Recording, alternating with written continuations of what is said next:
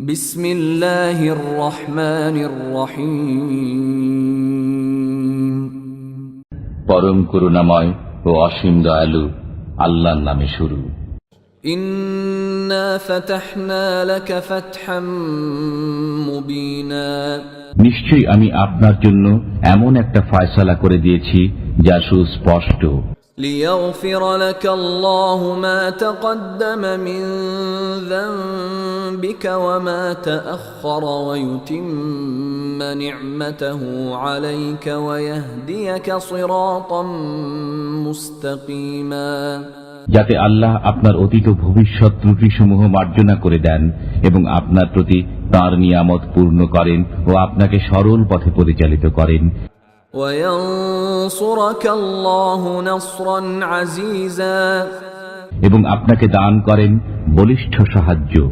هُوَ الَّذِي أَنزَلَ السَّكِينَةَ فِي قُلُوبِ الْمُؤْمِنِينَ لِيَزْدَادُوا إِيمَانًا مَعَ إِيمَانِهِمْ وَلِلَّهِ جُنُودُ السَّمَاوَاتِ وَالْأَرْضِ وَكَانَ اللَّهُ عَلِيمًا حَكِيمًا। তিনি মুমিনদের অন্তরে প্রশান্তি নাজিল করেন যাতে তাদের ঈমানের সাথে আরো ঈমান বেড়ে যায়। নভমণ্ডল ও ভূমণ্ডলের বাহিনী সমূহ আল্লাহরই এবং আল্লাহ সর্বজ্ঞ প্রজ্ঞাময়। ليدخل المؤمنين والمؤمنات جنات تجري من تحتها الأنهار خالدين فيها ويكفر عنهم سيئاتهم وكان ذلك عند الله فوزا عظيما। ঈমান এজন্য বেড়ে যায় যাতে তিনি ঈমানদার পুরুষ ও ঈমানদার নারীদেরকে জান্নাতে প্রবেশ করান, যার তলদেশে নদী প্রবাহিত। সেথায় তারা চিরকাল বসবাস করবে এবং যাতে তিনি তাদের পাপ মোচন করেন। এটাই আল্লাহর কাছে মহা সাফল্য। وَيُعَذِّبَ الْمُنَافِقِينَ وَالْمُنَافِقَاتِ وَالْمُشْرِكِينَ وَالْمُشْرِكَاتِ الظَّانِّينَ بِاللَّهِ ظَنَّ السَّوْءِ عَلَيْهِمْ دَائِرَةُ السَّوْءِ وَغَضِبَ اللَّهُ عَلَيْهِمْ وَلَعَنَهُمْ وَأَعَدَّ لَهُمْ جَهَنَّمَ وَسَاءَتْ مَصِيرًا। এবং যাতে তিনি কপট বিশ্বাসী পুরুষ ও কপট বিশ্বাসিনী নারী এবং অংশীবাদী পুরুষ ও অংশীবাদী নারীদেরকে শাস্তি দেন যারা আল্লাহ সম্পর্কে মন্দ ধারণা পোষণ করে। তাদের জন্য মন্দ পরিণাম। আল্লাহ তাদের প্রতি ক্রুদ্ধ হয়েছেন, তাদেরকে অভিশপ্ত করেছেন এবং তাদের জন্য জাহান্নাম প্রস্তুত রেখেছেন। তাদের প্রত্যাবর্তন স্থল অত্যন্ত মন্দ। وَلِلَّهِ جُنُودُ السَّمَاوَاتِ وَالْأَرْضِ وَكَانَ اللَّهُ عَزِيزًا حَكِيمًا। নভমণ্ডল ও ভূমণ্ডলের বাহিনীসমূহ আল্লাহরই, আল্লাহ পরাক্রমশালী প্রজ্ঞাময়। ইন্না আরসালনাকা শাহিদান ওয়া মুবাশশিরান ওয়া নাযীরা। আমি আপনাকে প্রেরণ করেছি অবস্থা ব্যক্তকারী রূপে, সুসংবাদদাতা ও ভয় প্রদর্শনকারী রূপে। লিতুমিনু বিল্লাহি ওয়া রাসূলিহি ওয়া তুআজ্জিরুহু ওয়া তুওয়াক্কিরুহু ওয়া তুসাব্বিহুহু বুকরাতান ওয়া আসীলা। যাতে তোমরা আল্লাহ ও রাসূলের প্রতি বিশ্বাস স্থাপন করো এবং তাকে সাহায্য ও সম্মান করো এবং সকাল সন্ধ্যায় আল্লাহর পবিত্রতা ঘোষণা করো। ইন্নাল্লাযীনা ইউবাইউনাকা ইন্নামা ইউবাইউনাল্লাহা ইয়াদুল্লাহি ফাওকা আইদিহিম ফামান নাকাসা ফাইন্নামা ইয়ানকুসু আলা নাফসিহি ومن أوفى بما عاهد عليه الله فسيؤتيه أجرا عظيما। যারা আপনার কাছে আনুগত্যের শপথ করে তারা তো আল্লাহর কাছে আনুগত্যের শপথ করে। আল্লাহর হাত তাদের উপর রয়েছে। অতএব যে শপথ ভঙ্গ করে অতি অবশ্যই সে তার নিজের ক্ষতির জন্যই করে, এবং যে আল্লাহর সাথে কৃত অঙ্গীকার পূর্ণ করে আল্লাহ সত্তরই তাকে মহাপুরস্কার দান করবেন। سيقول لك المخلفون من الأعراب شغلتنا أموالنا وأهلنا فاستغفر لنا يقولون بألسنتهم ما ليس في قلوبهم قل فمن يملك لكم من الله شيئا إن أراد بكم ضرا أو أراد بكم نفعا بل كان الله بما تعملون خبيرا। মরুবাসীদের মধ্যে যারা গৃহে বসে রয়েছে তারা আপনাকে বলবে, আমরা আমাদের ধন সম্পদ ও পরিবার পরিজনের কাজে ব্যস্ত ছিলাম, অতএব আমাদের পাপ মার্জনা করান। তারা মুখে এমন কথা বলবে যা তাদের অন্তরে নেই। বলুন, আল্লাহ তোমাদের ক্ষতি অথবা উপকার সাধনের ইচ্ছা করলে কে তাকে বিরত রাখতে পারে? বরং তোমরা যা করো আল্লাহ সে বিষয় পরিপূর্ণ জ্ঞাত। بل ظننتم أن لن ينقلب الرسول والمؤمنون إلى أهليهم أبدا وزين ذلك في قلوبكم وظننتم ظن السوء وكنتم قوما بورا। বরং তোমরা ধারণা করেছিলে যে রসুল ও মুমিনগণ তাদের বাড়ি ঘরে কিছুতেই ফিরে আসতে পারবে না, এবং এই ধারণা তোমাদের জন্য খুবই সুখকর ছিল। তোমরা মন্দ ধারণার বশবর্তী হয়েছিলে। তোমরা ছিলে ধ্বংসমুখী এক সম্প্রদায়। ومن لم يؤمن بالله ورسوله فإنا أعتدنا للكافرين سعيرا। যারা আল্লাহ ও তার রাসূলে বিশ্বাস করে না, আমি সেসব কাফিরের জন্য জ্বলন্ত অগ্নি প্রস্তুত রেখেছি। وَلِلَّهِ مُلْكُ السَّمَاوَاتِ وَالْأَرْضِ يَغْفِرُ لِمَن يَشَاءُ وَيُعَذِّبُ مَن يَشَاءُ وَكَانَ اللَّهُ غَفُورًا رَّحِيمًا। নভমণ্ডল ও ভূমণ্ডলের রাজত্ব আল্লাহরই। তিনি যাকে ইচ্ছা ক্ষমা করেন এবং যাকে ইচ্ছা শাস্তি দেন। তিনি ক্ষমাশীল, পরম মেহেরবান। سيقول المخلفون إذا انطلقتم إلى مغانم لتأخذوها ذرونا نتبعكم يريدون أن يبدلوا كلام الله قل لن تتبعونا كذلكم قال الله من قبل فسيقولون بل تحسدوننا بل كانوا لا يفقهون إلا قليلا। তোমরা যখন যুদ্ধলব্ধ সন্ধান সম্পদ সংগ্রহের জন্য যাবে, তখন যারা পশ্চাতে থেকে গিয়েছিল তারা বলবে, আমাদেরকেও তোমাদের সঙ্গে যেতে দাও। তারা আল্লাহর কালাম পরিবর্তন করতে চায়। বলুন, তোমরা কখনো আমাদের সঙ্গে যেতে পারবে না, আল্লাহ পূর্ব থেকেই এরূপ বলে দিয়েছেন। তারা বলবে, বরং তোমরা আমাদের প্রতি বিদ্বেষ পোষণ করছো। পরন্তু তারা সামান্যই বোঝে।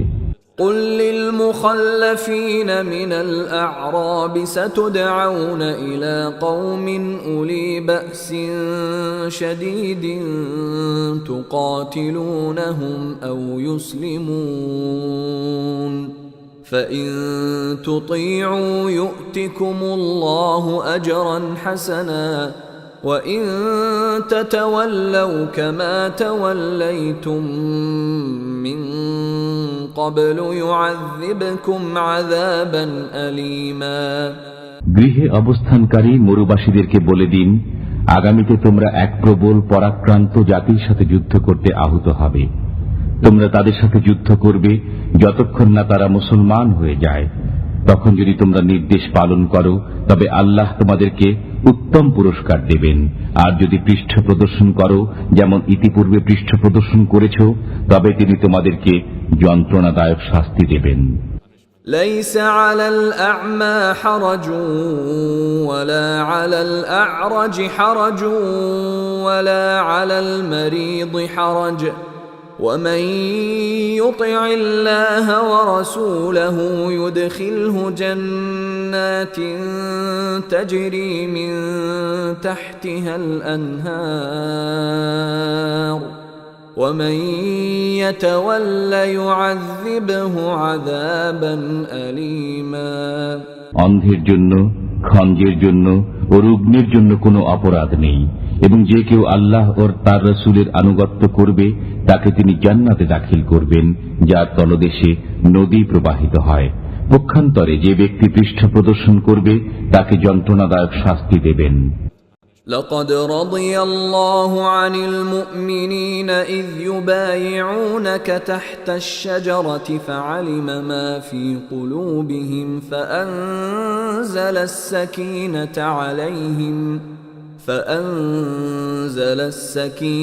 عليهم وأثابهم فتحا قريبا আল্লাহ মুমিনদের প্রতি সন্তুষ্ট হলেন যখন তারা বৃক্ষের নিচে আপনার কাছে শপথ করল। আল্লাহ অবগত ছিলেন যা তাদের অন্তরে ছিল, অতঃপর তিনি তাদের প্রতি প্রশান্তি নাজিল করলেন এবং তাদেরকে আসন্ন বিজয় পুরস্কার দিলেন। ومغانم كثيرة يأخذونها وكان الله عزيزا حكيما এবং বিপুল পরিমাণে যুদ্ধলব্ধ সম্পদ যা তারা লাভ করবে। আল্লাহ পরাক্রমশালী, প্রজ্ঞাময়। وعدكم الله مغانم كثيرة تأخذونها فعجل لكم هذه وكف أيدي الناس عنكم ولتكون آية للمؤمنين ويهديكم صراطا مستقيما আল্লাহ তোমাদেরকে বিপুল পরিমাণ যুদ্ধলব্ধ সম্পদের ওয়াদা দিয়েছেন যা তোমরা লাভ করবে। তিনি তা তোমাদের জন্য ত্বরান্বিত করবেন। তিনি তোমাদের থেকে শত্রুদের স্তব্ধ করে দিয়েছেন যাতে এটা মুমিনদের জন্য এক নিদর্শন হয় এবং তোমাদেরকে সরল পথে পরিচালিত করেন। وأخرى لم تقدروا عليها قد أحاط الله بها وكان الله على كل شيء قديرا আরো একটি বিজয় রয়েছে যা এখনো তোমাদের অধিকারে আসেনি। আল্লাহ তা বেষ্টন করে আছেন। আল্লাহ সর্ববিষয়ে ক্ষমতাবান।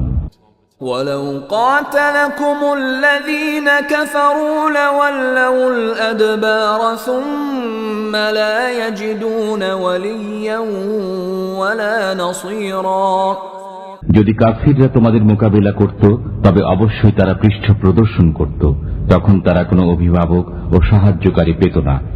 سنة الله التي قد خلت من قبل ولن تجد لسنة الله تبديلا এটাই আল্লাহর রীতি যা পূর্ব থেকে চালু আছে।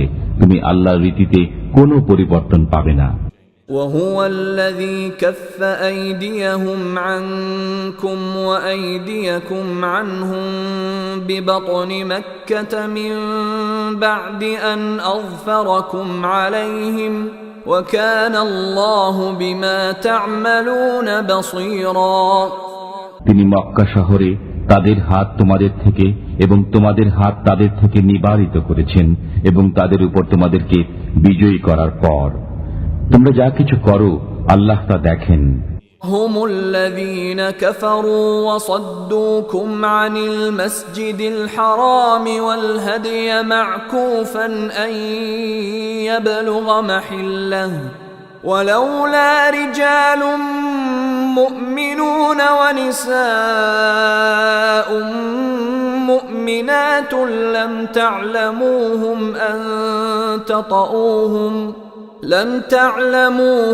أن تطؤوهم فتصيبكم منهم معرة بغير علم ليدخل الله في رحمته من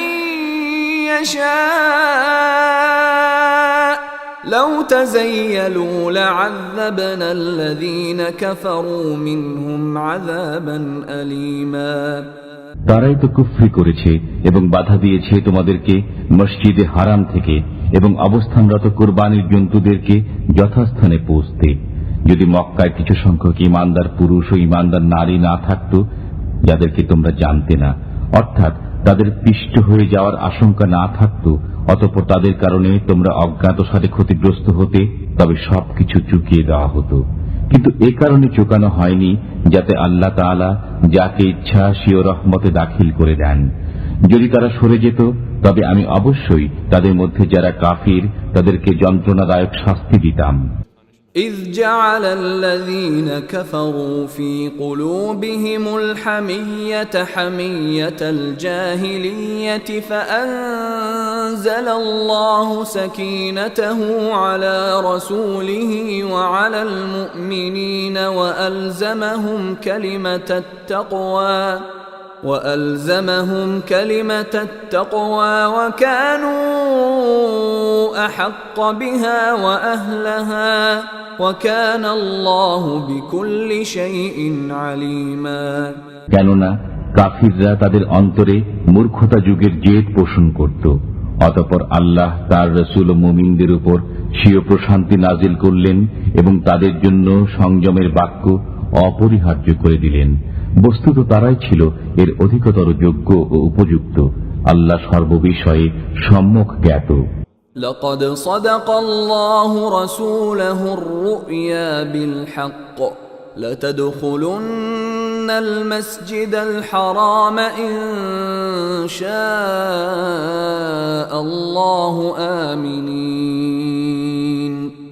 آمنين محلقين رؤوسكم ومقصرين لا تخافون فعلم ما لم تعلموا فجعل من دون ذلك فتحا قريبا আল্লাহ তার রাসূলকে সত্য স্বপ্ন দেখিয়েছেন। আল্লাহ চাহেন তো তোমরা অবশ্যই মসজিদে হারামে প্রবেশ করবে নিরাপদে, মস্তক মুন্ডিত অবস্থায় এবং কেশ কর্তিত অবস্থায়। তোমরা কাউকে ভয় করবে না। অতঃপর তিনি জানেন যা তোমরা জানো না। এছাড়াও তিনি দিয়েছেন তোমাদেরকে একটি আসন্ন বিজয়। هو الذي أرسل رسوله بالهدى ودين الحق ليظهره على الدين كله وكفى بالله شهيدا তিনি তার রাসূলকে হিদায়াত ও সত্য ধর্ম সহ প্রেরণ করেছেন যাতে একে অন্য সমস্ত ধর্মের উপর জয়যুক্ত করেন। সত্য প্রতিষ্ঠাতা রূপে আল্লাহ যথেষ্ট। মুহাম্মাদুর রাসূলুল্লাহ ওয়াল্লাযীনা মা'আহু আশিদ্দাউ আলাল কুফফারি রুহামাউ বাইনাহুম تراهم ركعا سجدا يبتغون فضلا من الله ورضوانا سيماهم في وجوههم من أثر السجود ذلك مثلهم في التوراة ومثلهم في الإنجيل كزرع أخرج شطأه فآزره فاستغلظ فاستوى على سوقه يعجب الزراع ليغيظ بهم الكفار وعد الله الذين آمنوا وعملوا الصالحات منهم مغفرة وأجرا عظيما মুহাম্মদ আল্লাহ রাসূল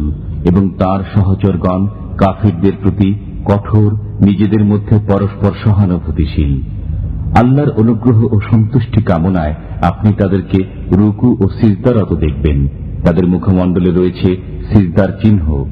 তাওরাতে তাদের অবস্থা এরূপী এবং ইনজিলে তাদের অবস্থা যেমন একটি চারাগাছ যা থেকে নির্গত হয় কিশলয়, অতঃপর তা শক্ত মজবুত হয় এবং কাণ্ডের উপর দাঁড়ায় দৃঢ়ভাবে, চাষিকে আনন্দে অভিভূত করে।